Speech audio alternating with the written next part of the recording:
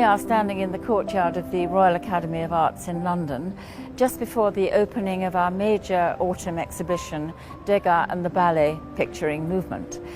This is the first major exhibition devoted to Degas and the dance to be seen in London, so we're very excited to have it here, because it was his major subject.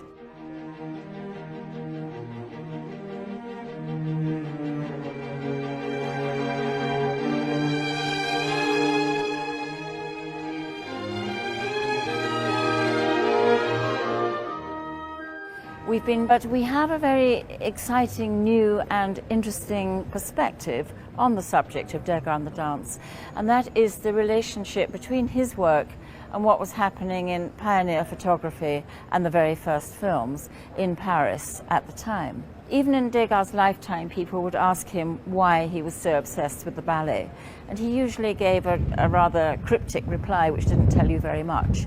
But on one occasion he said it's because it's a pretext for studying movement, and the human figure in movement was at the heart of Degas' art throughout his whole career. And I believe the reason he loved the ballet so much was the action of the ballet, the choreography of the ballet, gave him a chance to study very sophisticated and complex movement. And strangely enough, he was the only artist of his time, and he was part of the avant-garde group at the time, the Impressionists. None of the others were really interested in the figure in movement to anything like the same degree that Degas was. But the people who were the photographers. And there was the British photographer Edward Muybridge, who spent a lot of time in America, and in particular the great French 19th century scientist Etienne Jules Marais.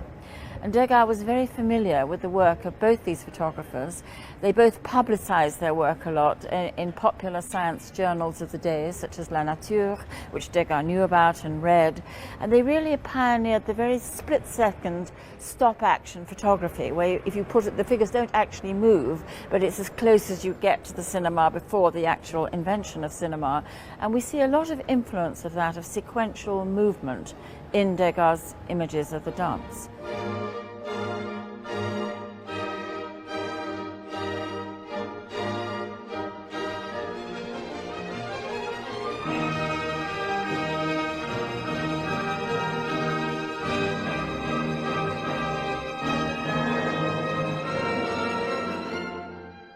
And then very interestingly, in the mid-1890s, Degas himself buys a camera.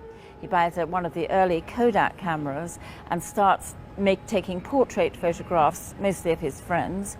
He was very interested in unusual light effects. He once said, "Daylight's too easy. What interests me is the moonlight and lamplight." And he took 3 photographs of a ballet dancer. They only exist now in the form of small glass negatives kept at the Bibliothèque Nationale in Paris, but we've made prints of them which we show in the exhibition.